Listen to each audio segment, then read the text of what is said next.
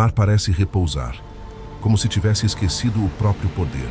As ondas se movem lentas, refletindo um céu cinzento indiferente. No entanto, sob essa calma ilusória dorme uma história antiga demais para caber nos livros. Uma história feita de pedra, orgulho e catástrofe.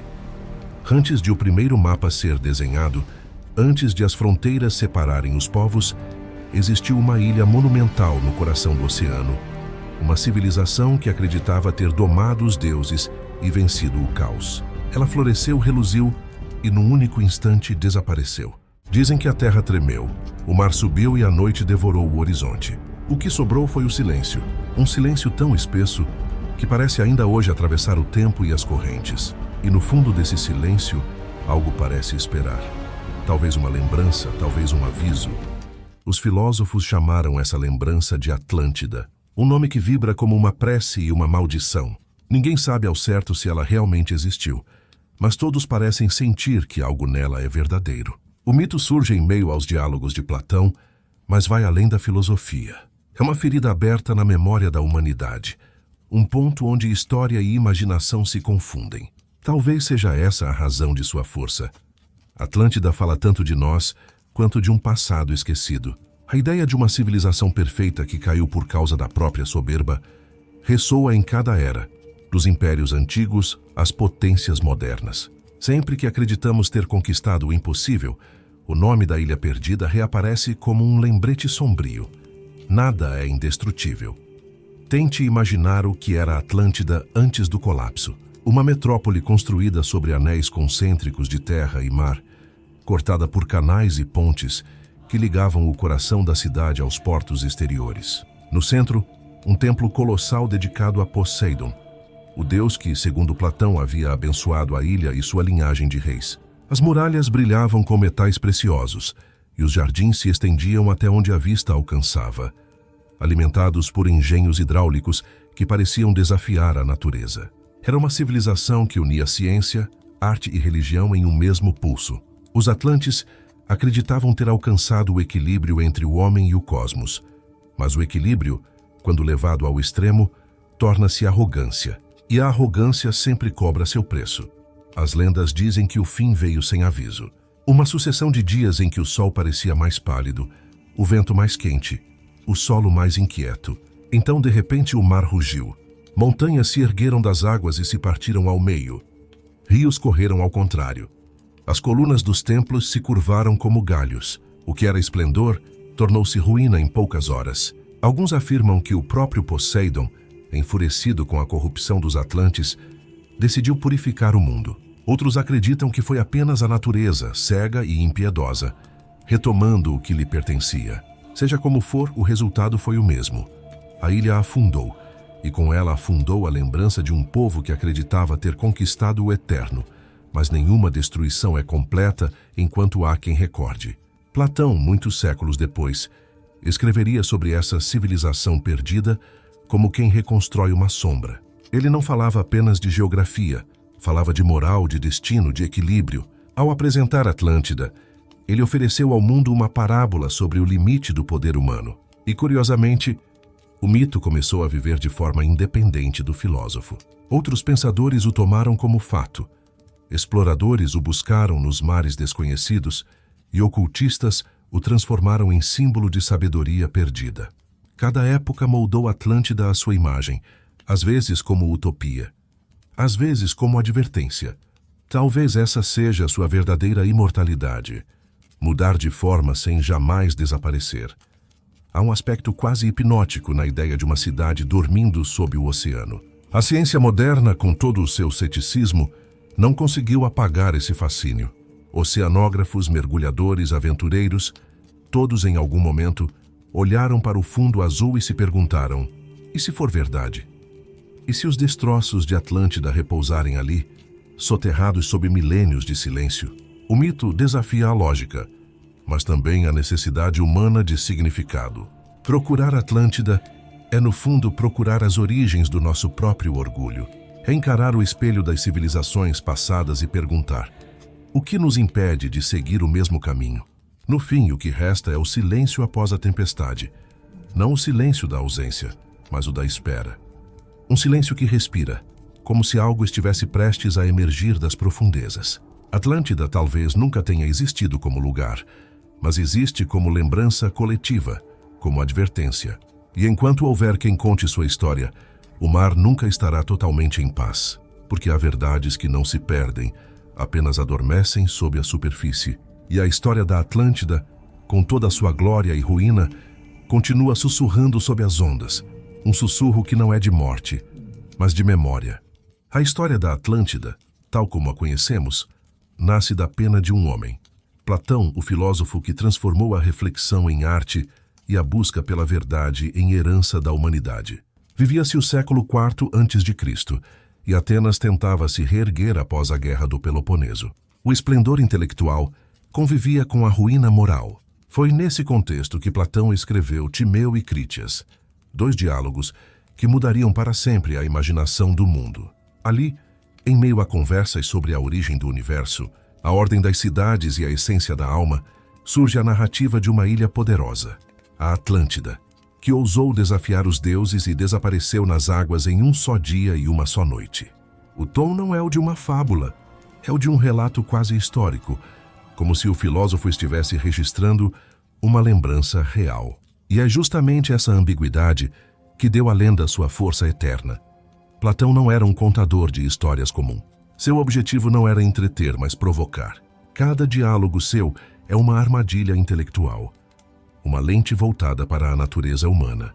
Quando descreve Atlântida, ele não o faz como poeta, e sim como arquiteto de símbolos. A cidade perfeita, próspera e disciplinada, espelho da utopia, se corrompe quando o desejo de poder suplanta a harmonia com o divino.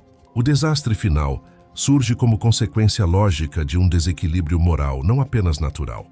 Para Platão, a destruição não era castigo, mas lição. Ele sabia que os homens aprendem mais com as ruínas do que com os triunfos. Talvez por isso tenha dado à Atlântida não só o papel de advertência, mas de espelho. Um espelho voltado para Atenas, sua própria cidade, que ele via se afastando da virtude em direção à ambição. A forma como Platão apresenta a origem da história é intrigante.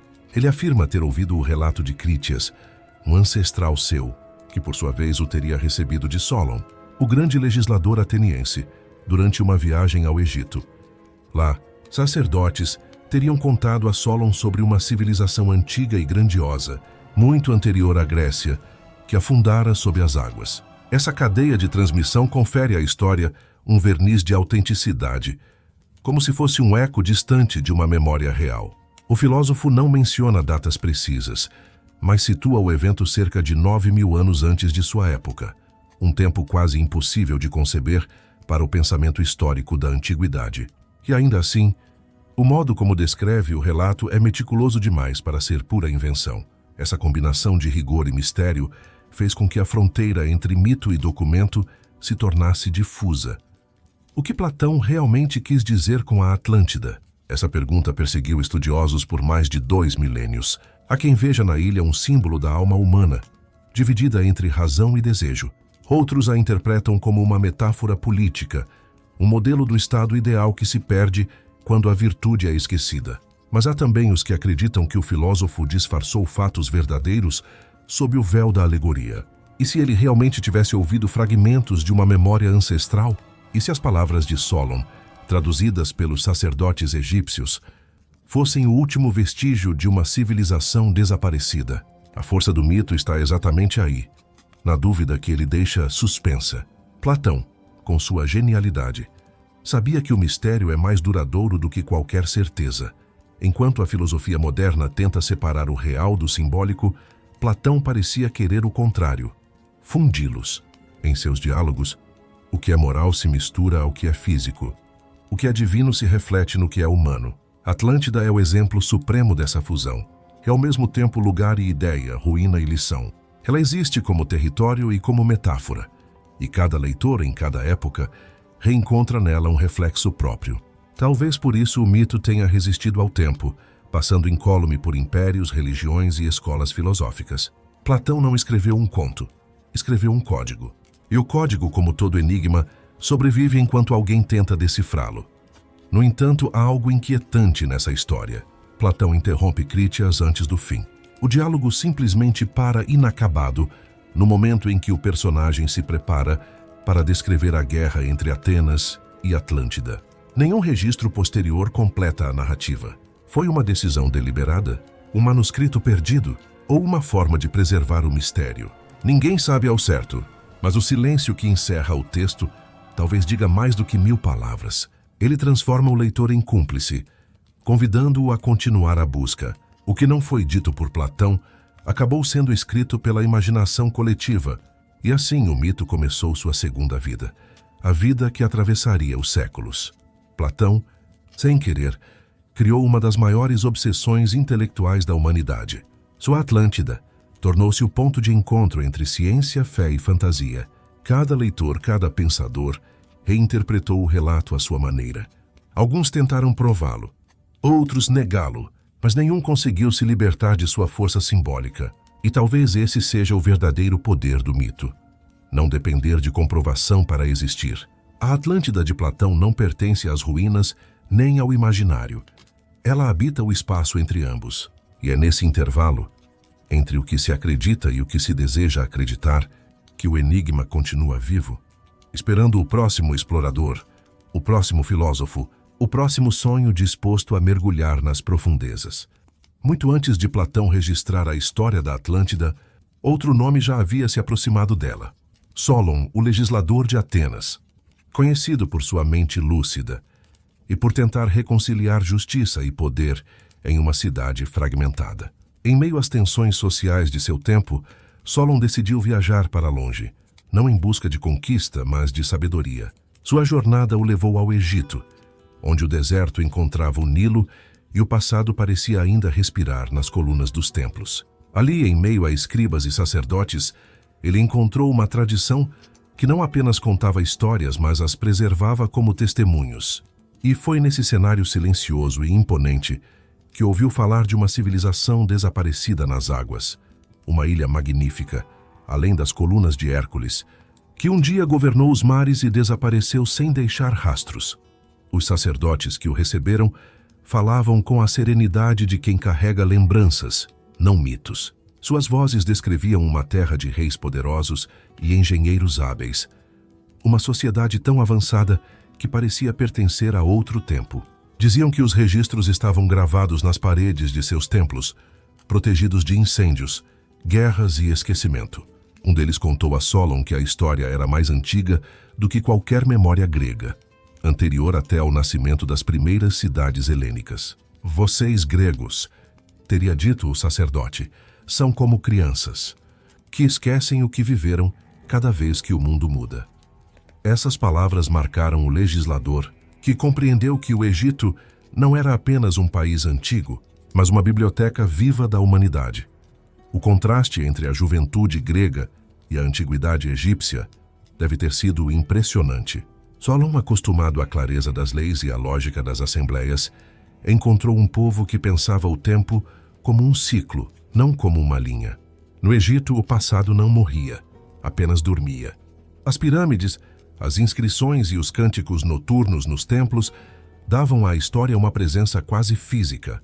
Para os sacerdotes, a Atlântida não era um conto moral, mas uma lembrança de um mundo que se perdera por sua própria grandeza. Esse choque de visões entre o racional e o sagrado moldaria profundamente a forma como Solon relataria a história ao voltar para Atenas. Os egípcios descreveram a Atlântida como uma ilha maior, que a Líbia e a Ásia juntas, situada além do estreito que hoje chamamos de Gibraltar. Lá vivia um povo dotado de poder e conhecimento, capaz de erguer portos colossais, templos dourados e muralhas reluzentes. Seu rei descendia de Poseidon, o deus das profundezas, e a ordem de sua cidade refletia o equilíbrio do cosmos. Mas com o tempo, a harmonia se corrompeu. A abundância gerou orgulho. O orgulho, violência. E quando a arrogância substituiu a sabedoria, o mar se voltou contra eles. A destruição foi rápida, e o mundo silencioso assistiu à queda do que julgava eterno. De volta à Grécia, Solon ficou obcecado com o relato. Quis transformá-lo em um poema épico, uma narrativa que unisse história e advertência. Ele via na Atlântida o reflexo das próprias tensões de Atenas, Uma cidade que buscava equilíbrio, mas vivia à beira da ambição. No entanto, o poema nunca foi concluído. A velhice, ou talvez o peso do mistério, interrompeu sua pena. O que restou foram fragmentos, transmitidos a seu parente Crítias, que mais tarde contaria a Platão. Assim, o mito passou de uma mente para outra, até encontrar o filósofo que lhe daria forma definitiva. Essa cadeia de vozes atravessou séculos, como uma chama que se recusa a apagar, iluminando cada geração que tenta compreender o passado. Há algo simbólico nesse encontro entre Solon e os sacerdotes egípcios. De um lado, o mundo da razão e das leis. Do outro, o mundo da tradição e dos segredos cósmicos. Quando o legislador ouviu falar da Atlântida, o Ocidente e o Oriente se tocaram, e algo novo nasceu. A história deixou de ser apenas um relato sobre deuses e passou a ser uma reflexão sobre o homem. O mito da ilha afundada não era mais apenas lembrança de um desastre, mas o retrato de uma civilização que ultrapassou seus limites. Nesse diálogo entre dois mundos, talvez tenha surgido o primeiro esboço daquilo que chamaríamos de consciência histórica. E agora, milênios depois, ainda somos herdeiros dessa conversa. Cada mergulhador, cada arqueólogo, cada sonhador que busca a Atlântida repete sem saber o mesmo gesto de Solon: olhar para as águas e imaginar o que há por baixo delas. O mistério continua não porque faltem respostas, mas porque o desejo de compreendê-lo é parte do que nos torna humanos. É esse impulso que atravessa o tempo. O mesmo que levou o legislador ao Egito, o mesmo que levou Platão a escrever e o mesmo que hoje nos mantém diante da tela, prestes a seguir para a próxima revelação. Se você também sente esse chamado, o de decifrar o que foi esquecido, permaneça conosco. A jornada está apenas começando, e o que vem a seguir não fala apenas do passado, mas da própria natureza do poder e da perda. Segundo Platão, a Atlântida era mais do que uma cidade. Era uma visão do impossível tornada real. Imagine uma metrópole circular, construída sobre anéis de terra e mar, interligados por pontes monumentais e canais tão amplos que grandes embarcações deslizavam por eles sem esforço. No centro, erguia-se o templo de Poseidon, feito de pedras que cintilavam sob o sol, decorado com metais raros e estátuas que pareciam vivas. A cada reflexo de luz, a cidade exibia o poder de um povo que acreditava dominar tanto os elementos quanto o próprio destino. Era um lugar onde a engenharia e o sagrado se fundiam, onde o trabalho humano parecia uma extensão da vontade divina. E por um breve momento na história, o homem acreditou que havia alcançado os deuses. A grandiosidade atlante não se limitava à arquitetura. Seus habitantes dominavam técnicas agrícolas que desafiavam as estações. Navegavam mares distantes e criavam obras de arte que capturavam o movimento da vida com precisão. As crônicas descrevem jardins suspensos irrigados por canais subterrâneos e praças onde a música era parte do cotidiano, não como espetáculo, mas como forma de comunhão. O conhecimento era seu maior tesouro. Ciência, astronomia e filosofia conviviam com rituais e tradições antigas. Atlântida parecia equilibrar a razão e o mito, a técnica e a fé. Mas o que torna essa civilização tão inquietante é o fato de que, sob toda essa ordem e brilho, já pulsava uma semente de ruína. A harmonia que sustentava o império começou a se corroer silenciosamente. À medida que suas riquezas aumentavam, crescia também a vaidade dos governantes. O ouro, antes símbolo de devoção, tornou-se objeto de disputa. Os templos, antes espaços de sabedoria, transformaram-se em palcos de poder. Platão descreve que os reis atlantes, descendentes do próprio Poseidon, se afastaram da natureza divina que os inspirava e passaram a agir movidos pela ganância. As leis foram distorcidas, as virtudes esquecidas.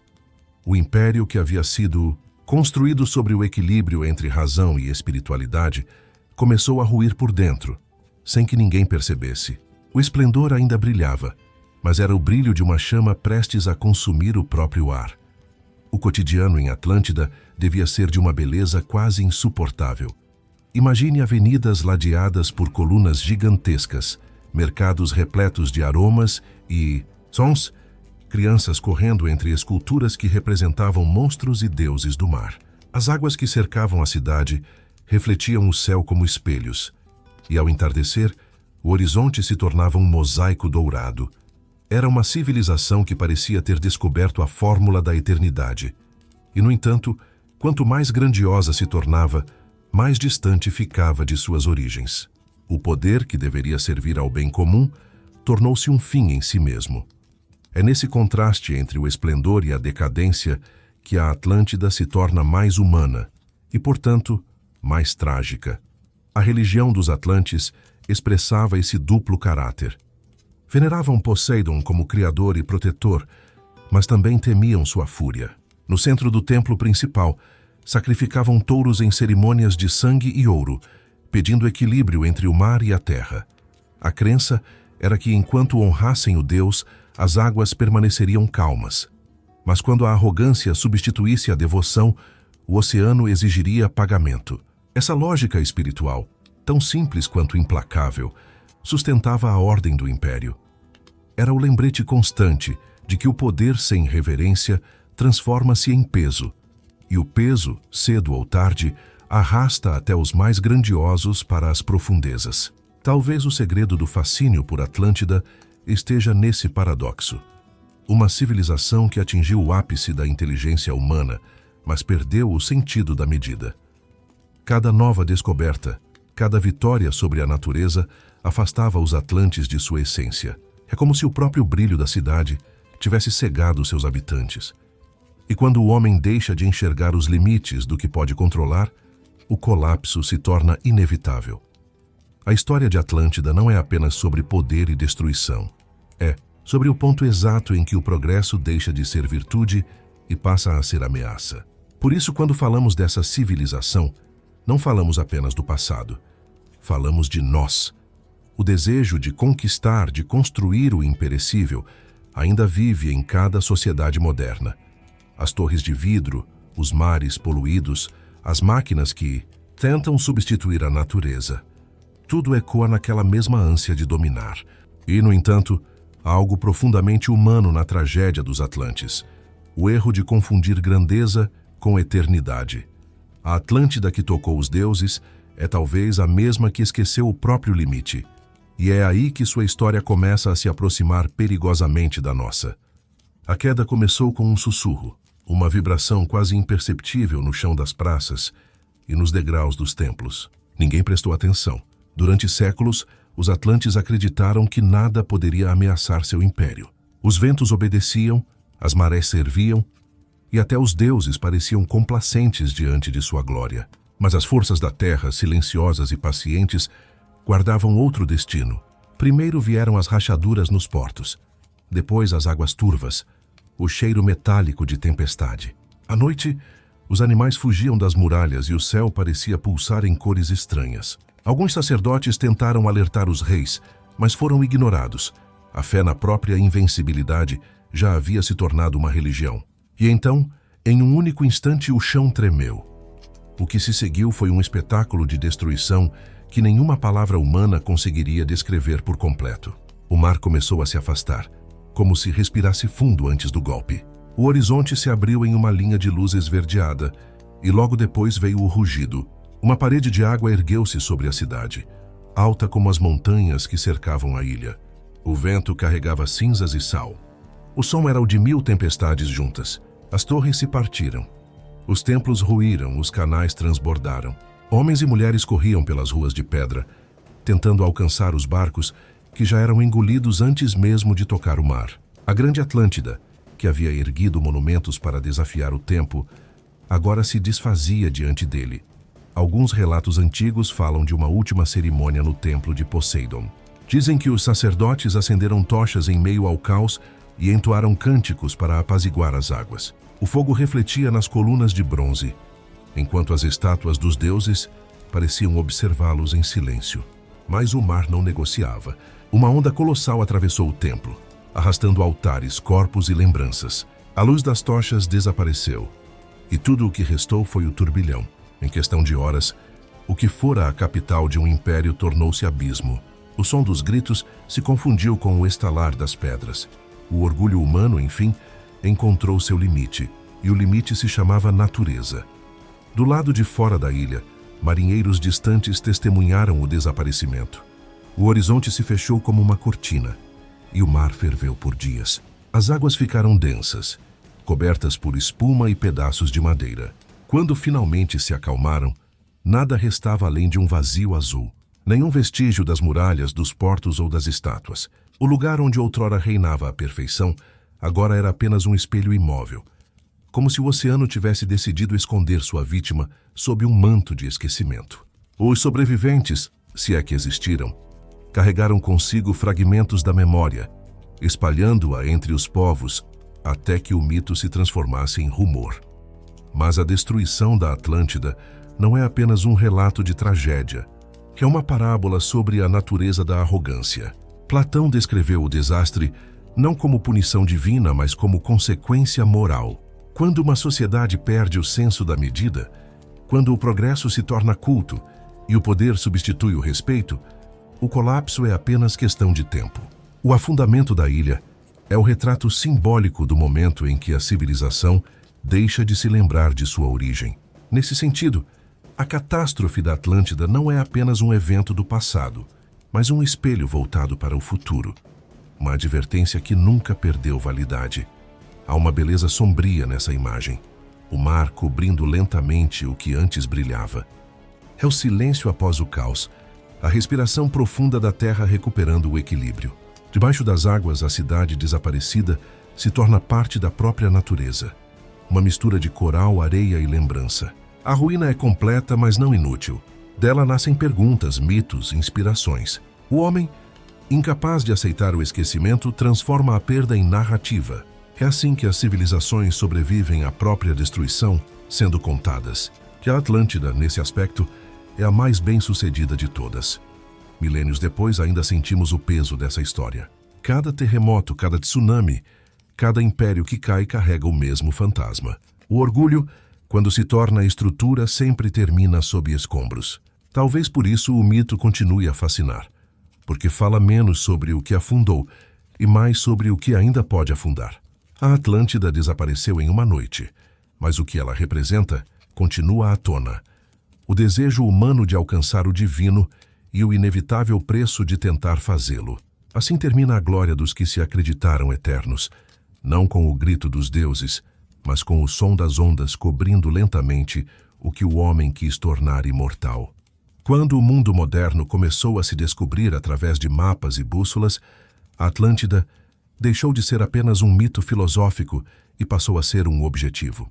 Entre o final do século XV e o XIX, exploradores, navegadores e eruditos acreditavam que poderiam encontrar nas águas o que Platão descrevera com palavras. A expansão marítima europeia, movida pela curiosidade e pela ambição, fez surgir a ideia de que talvez o relato do filósofo não fosse apenas uma alegoria, mas o registro velado de uma civilização real. Homens que haviam cruzado oceanos para descobrir novos continentes passaram a buscar também as ruínas de um mundo esquecido. O mito saiu dos templos e entrou nas rotas de navegação. Cristóvão Colombo, ao atravessar o Atlântico, teria acreditado que as terras que via poderiam ser vestígios de Atlântida. Outros exploradores, fascinados por ilhas recém-descobertas, viam em cada formação rochosa um possível fragmento do império perdido. O fascínio era alimentado por uma ideia quase poética. Se Platão falava de uma ilha situada além das colunas de Hércules, isso significava que o continente americano poderia ser sua continuação. Assim, a busca pela Atlântida se entrelaçou à era das descobertas, confundindo o desejo de conhecimento com o de conquista. A ciência ainda engatinhava, e o que faltava em provas sobrava em imaginação. Com o iluminismo e o avanço da arqueologia, o mito ganhou novos contornos. Eruditos passaram a tratar o relato de Platão como se fosse um enigma a ser resolvido, e não apenas um símbolo. No século XIX, surgiram as primeiras obras dedicadas exclusivamente à procura da Atlântida. O escritor norte-americano Ignatius Donnelly, em 1882, publicou Atlantis, The Antediluvian World, um livro que afirmava categoricamente que a Atlântida fora o berço de todas as civilizações humanas. Donnelly reuniu teorias sobre geologia, linguística e mitologia, traçando paralelos entre culturas separadas por oceanos. Para ele, as pirâmides do Egito, os templos maias e as ruínas gregas seriam vestígios de um mesmo povo ancestral. O livro se tornou um sucesso e inaugurou uma febre mundial. A virada do século XX trouxe uma nova camada de obsessão. Com o avanço da ciência, mergulhadores e geólogos começaram a procurar evidências concretas. Relatos de estruturas submersas surgiram em várias partes do mundo. Nas ilhas dos Açores, nas Bahamas, no Mediterrâneo. Cada descoberta, real ou imaginada, reacendia o entusiasmo. Jornais publicavam reportagens sobre ruínas vistas sob as ondas, e sociedades ocultistas afirmavam ter acesso a registros espirituais da antiga Atlântida. A fronteira entre ciência e misticismo tornou-se quase indistinta. O século da razão, paradoxalmente, deu à lenda uma nova vida, mais viva, mais popular, mais irresistível do que nunca. Enquanto isso, a psicologia e o esoterismo também se apropriaram do mito. Pensadores como Helena Blavatsky, fundadora da Teosofia, afirmavam que a Atlântida havia sido o lar de uma raça anterior à humanidade atual. Seres de imenso poder espiritual, destruídos por seu próprio orgulho. Essa visão influenciou gerações de ocultistas e escritores que viam no mito um código cósmico sobre a evolução da consciência humana.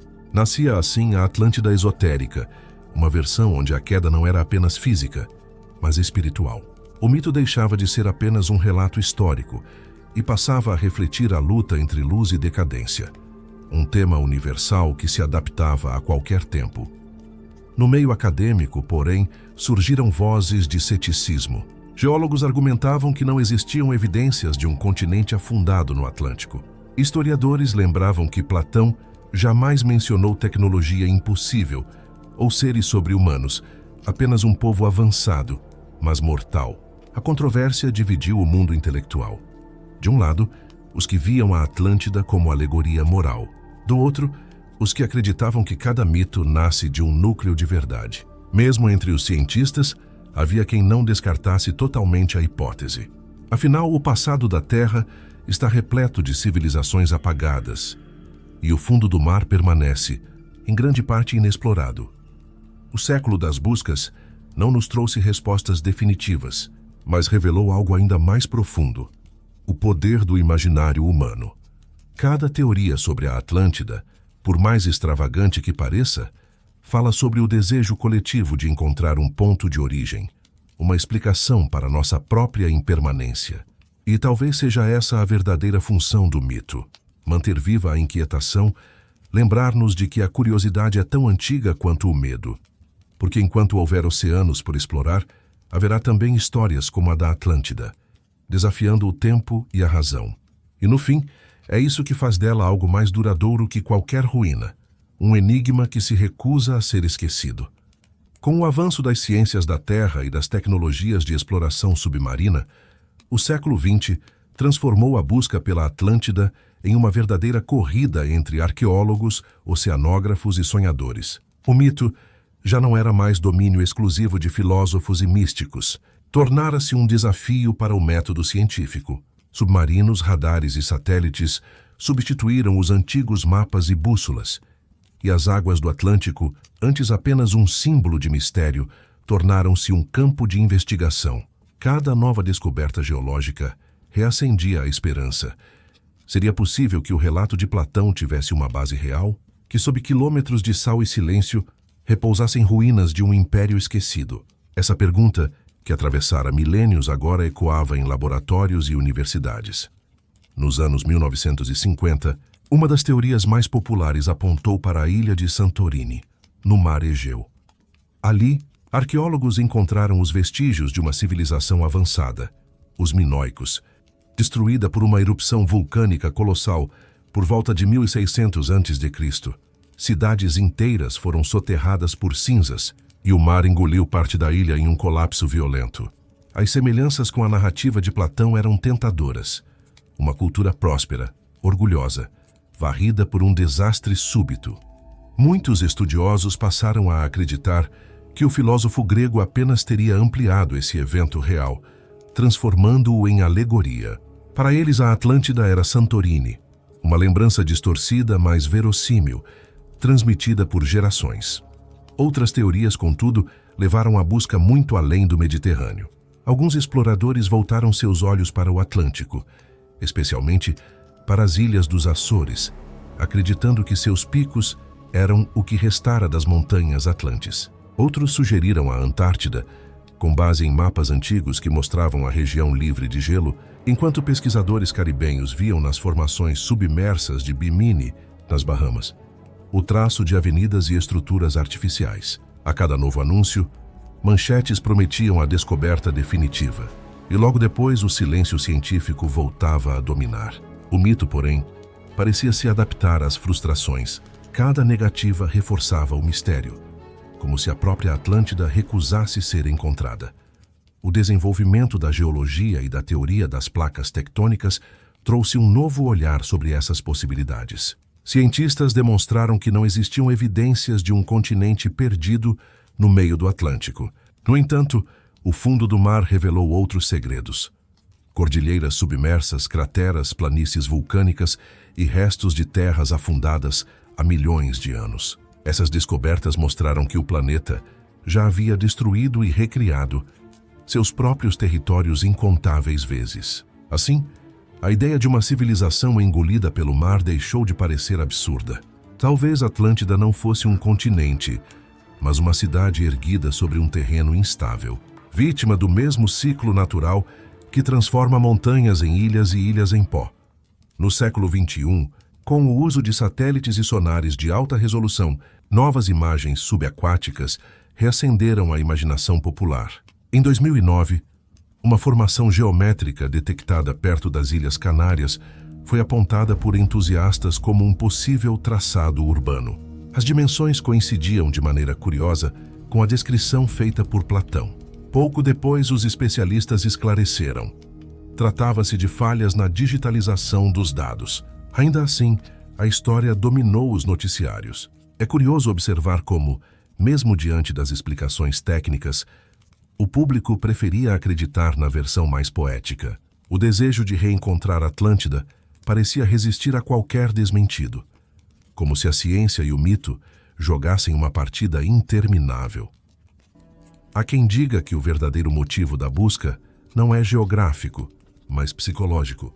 A Atlântida tornou-se uma metáfora daquilo que perdemos e tentamos recuperar. Em cada mergulho, em cada escavação, há algo de íntimo. A tentativa de reconstituir a perfeição que acreditamos ter existido um dia. Por isso, mesmo as investigações mais racionais carregam um toque de fé. Os oceanógrafos falam com a precisão dos números, mas seus olhos brilham como os dos antigos sacerdotes egípcios. A diferença entre ciência e mito, no fundo, talvez seja apenas a linguagem. Ambos nascem do mesmo impulso, o de compreender o que o tempo tentou esconder, e é essa mistura de razão e encantamento que mantém a Atlântida viva na cultura contemporânea. Documentários, romances, filmes e até videogames continuam a reimaginar sua glória perdida. Cada nova geração descobre nela um reflexo próprio. Uns veem advertência, outros esperança. No fundo, a busca pela Atlântida é menos sobre o que está no oceano e mais sobre o que está dentro de nós, porque enquanto houver mistério, haverá mergulhadores, cientistas e sonhadores dispostos a ouvir o chamado das profundezas, aquele convite silencioso que parece vir do próprio fundo do mar, lembrando-nos de que o desconhecido continua à espera. Por trás da narrativa sobre reis e cataclismos, há uma camada mais profunda na história da Atlântida, uma camada que fala menos de geografia e mais da alma humana. Desde Platão, muitos filósofos entenderam que a ilha submersa não era apenas um lugar físico, mas uma metáfora. A Atlântida representaria o equilíbrio perdido entre razão e instinto, entre sabedoria e ambição. Sua queda seria, portanto, a parábola do homem que, ao dominar o mundo, perde o controle sobre si mesmo. O afundamento da cidade é o colapso da consciência que acreditou poder substituir os deuses. E é por isso que o mito sobrevive, porque ele fala daquilo que ainda não aprendemos a evitar, a repetição dos nossos próprios erros. Ao longo dos séculos, pensadores e místicos tentaram decifrar a mensagem oculta nas palavras de Platão. Alguns enxergaram nela o registro de uma civilização anterior à nossa, destruída para que a humanidade pudesse renascer. Outros viram uma lição moral sobre o uso do poder. A Atlântida, nesse sentido, seria o espelho das sociedades que prosperam até o ponto de se esquecerem da virtude. Não importa o tempo ou o local, o padrão se repete. O excesso de controle gera desequilíbrio. O desequilíbrio gera ruína. Assim, o mito se transforma em um código sobre a natureza cíclica da civilização. Um lembrete de que o progresso sem sabedoria é uma forma disfarçada de decadência. As tradições esotéricas ampliaram esse simbolismo.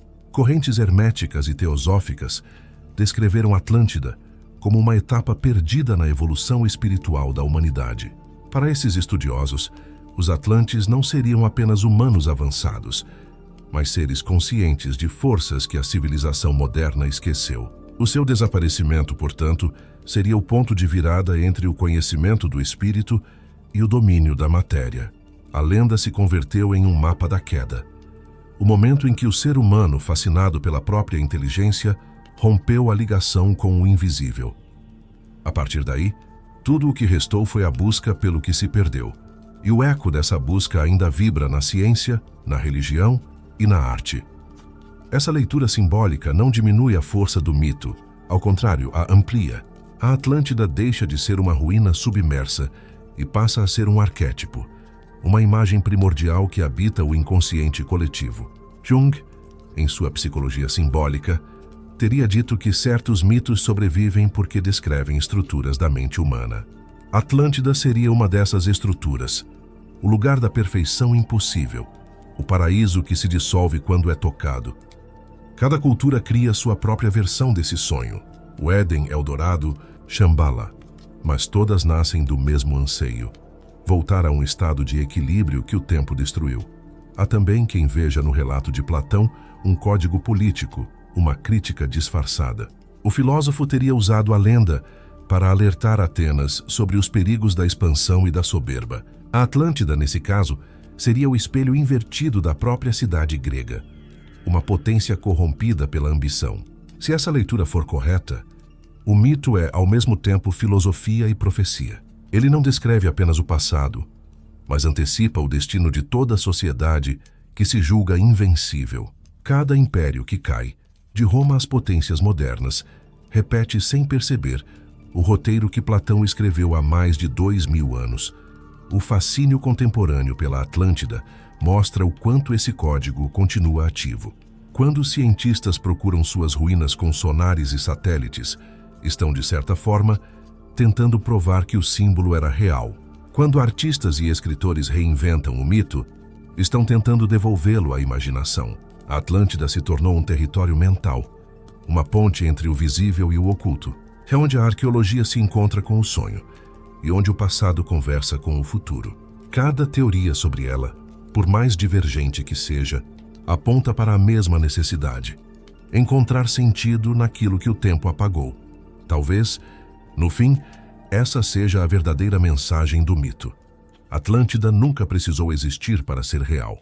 Sua verdade não está nas pedras soterradas, mas na insistência humana em procurá-las. Porque enquanto o homem continuar sonhando com um mundo perfeito e temendo o preço desse sonho, a Atlântida permanecerá viva, flutuando entre a história e o símbolo. E cada geração que a redescobre repete, sem perceber, o mesmo gesto ancestral: olhar para o horizonte e imaginar o que pode estar escondido além das ondas. Durante séculos, acreditou-se que a Atlântida era apenas uma fábula filosófica.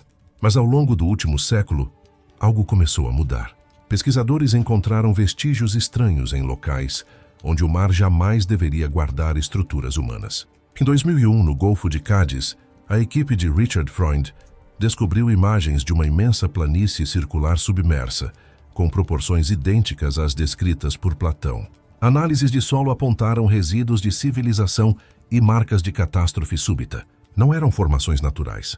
Eram fragmentos de algo construído e depois engolido. Pela primeira vez, o mito parecia respirar sob a luz fria da ciência. Seria possível que a história tivesse sido mais do que metáfora? que a Atlântida realmente existisse, adormecida sob a lama e o sal. E então, mais a oeste, em 2011, satélites detectaram estruturas alinhadas sob o deserto do Saara, anéis imensos, círculos concêntricos, uma configuração que lembrava o traçado perfeito da cidade descrita por Platão. A formação era tão exata que alguns estudiosos apelidaram o local de o Olho da África. O que intriga é que essa região, conhecida como estrutura de Richat, já foi coberta por oceanos há milhares de anos. Seria coincidência ou o último traço visível do Império afundado? Nenhum arqueólogo se arrisca a afirmar, mas a simetria, o tamanho e a geologia anômala desafiam explicações simples. O deserto pode estar escondendo uma cidade que o mar deixou para trás. Mas as anomalias não param por aí. Nos últimos anos, oceanógrafos registraram formações lineares submersas nas Bahamas e nas Ilhas Canárias, semelhantes a avenidas de pedra e plataformas artificiais. Uma delas, conhecida como Estrada de Bimini, parece se estender por centenas de metros sob águas rasas e tranquilas. Testes de datação são inconclusivos. Alguns dizem tratar-se de formações naturais, outros de blocos talhados e dispostos com precisão matemática. A dúvida permanece, e é justamente ela que alimenta a lenda. A cada nova análise, surgem dados incompatíveis com as explicações tradicionais, como se o próprio oceano manipulasse as provas, permitindo apenas que vislumbremos o que ele ainda não quer revelar. Em 2020, uma equipe de geólogos japoneses anunciou a descoberta de ruínas submersas nas ilhas Ryukyu, no Pacífico, conhecidas como Yonaguni. Escadarias, terraços, corredores, tudo em escala monumental. O local, apelidado de pirâmide submarina, revelou cortes precisos nas rochas, ângulos impossíveis de serem formados apenas pela erosão. Alguns especialistas acreditam que possa ser obra humana, datando de uma era anterior à que conhecemos. Se isso for verdade, a cronologia da civilização precisa ser reescrita. A humanidade talvez seja muito mais antiga e muito mais esquecida do que imaginamos. E quando cruzamos todos esses pontos no mapa, o Atlântico, o Saara, o Pacífico, surge um padrão perturbador. As lendas de cataclismos globais, de cidades que desapareceram em um só dia, não pertencem apenas aos gregos. Povos maias, sumérios, hindus e nórdicos contam histórias idênticas. Mares que se erguem, céus que se partem, impérios que desaparecem sem deixar rastros. Culturas que nunca se encontraram partilham memórias de um mesmo desastre. Como explicar isso? Teria a humanidade testemunhado em tempos imemoriais o colapso de uma civilização tão antiga que só restou dela o rumor? Se for assim, então Platão não inventou a Atlântida. Ele apenas registrou o que o mundo inteiro tentou esquecer. Mas agora, quem escreve o próximo capítulo dessa busca é você, que acompanha essa jornada aqui no canal Reinos Esquecidos. Diga-nos, de que lugar do Brasil você nos assiste? Ou se estiver em outro país, de onde está explorando conosco essas histórias que o tempo tentou apagar? Sua voz é parte desse legado, porque a história só continua viva quando é compartilhada. E mais, qual tema você gostaria de ver nos próximos vídeos? Você quer que mergulhemos nas primeiras civilizações da história, nas origens dos primeiros humanos, na formação do continente europeu, ou talvez na América do Sul ancestral, com seus impérios e mistérios ainda soterrados? O que desperta mais sua curiosidade? O nascimento das cidades, o poder dos deuses antigos, ou as civilizações que desapareceram sem deixar nome? Deixe seu comentário e ajude a decidir os próximos destinos dessa jornada. Porque cada tema, cada escolha, é uma nova viagem aos confins do passado. E aqui no Reinos Esquecidos, o tempo nunca é apenas lembrança. É território a ser redescoberto. O mar guarda silêncio, mas não esquecimento. Cada corrente, cada abismo submerso parece carregar fragmentos de histórias que o tempo tentou apagar. A Atlântida pode nunca ter existido como lugar, mas existe como ideia. E ideias não se afogam. Elas se deslocam de era em era, vestindo novas formas, inspirando novos buscadores. Desde Platão até as sondas oceânicas modernas, a humanidade tenta responder à mesma pergunta: o que perdemos quando o mundo começou a esquecer? Talvez a resposta esteja no fundo do mar, ou talvez esteja dentro daquilo que o homem chama de memória. Em algum ponto entre a ficção e a arqueologia, Atlântida se tornou um código de advertência, mas também de desejo. Ela representa o sonho de que já fomos mais sábios, mais próximos da harmonia, mais conscientes da força que move o próprio planeta. Cada império, cada civilização que se ergue, acredita poder evitar o destino dos Atlantes, e ainda assim, todas acabam cercadas pelo mesmo mar, o da própria vaidade. A destruição que Platão descreveu não pertence ao passado. É um ciclo que se repete em ritmos diferentes e talvez nunca tenha realmente terminado. As ruínas que procuramos nas profundezas podem não ser de pedra, mas de lembranças. Lembranças de um tempo em que o homem olhava para o mundo e o tratava como extensão do sagrado. Hoje olhamos para o mesmo oceano e o enxergamos como recurso. Essa mudança silenciosa, do respeito para a posse, pode ser o verdadeiro cataclismo, porque a destruição de uma civilização não começa com terremotos nem ondas, mas com o esquecimento daquilo que a sustentava. A Atlântida, nesse sentido, não é uma lenda sobre o mar. É uma história sobre o homem e a sua capacidade de perder o essencial, enquanto constrói o grandioso. O fascínio permanece. De tempos em tempos, novas imagens circulam. Novas descobertas são anunciadas, e o velho mito ressurge com força renovada. É como se o próprio oceano estivesse testando nossa paciência, oferecendo pistas e apagando-as logo em seguida. Há quem diga que o mar esconde segredos porque ainda não estamos prontos para ouvi-los. Talvez o mistério seja o último elo entre o que fomos e o que ainda poderíamos ser. O desconhecido sempre exerceu sobre o homem o mesmo tipo de poder, o de lembrá-lo de que há limites que não podem ser ultrapassados sem custo. Nenhum mapa será completo enquanto essa ausência continuar a existir. Os satélites podem medir o globo com precisão, mas não capturam aquilo que escapa à medição. O sentido do tempo, o peso da história, o rumor que atravessa os séculos. Atlântida não é um destino a ser encontrado, e sim uma pergunta que nunca se cala. Onde termina a lenda e começa a lembrança? Onde o mito se transforma em advertência?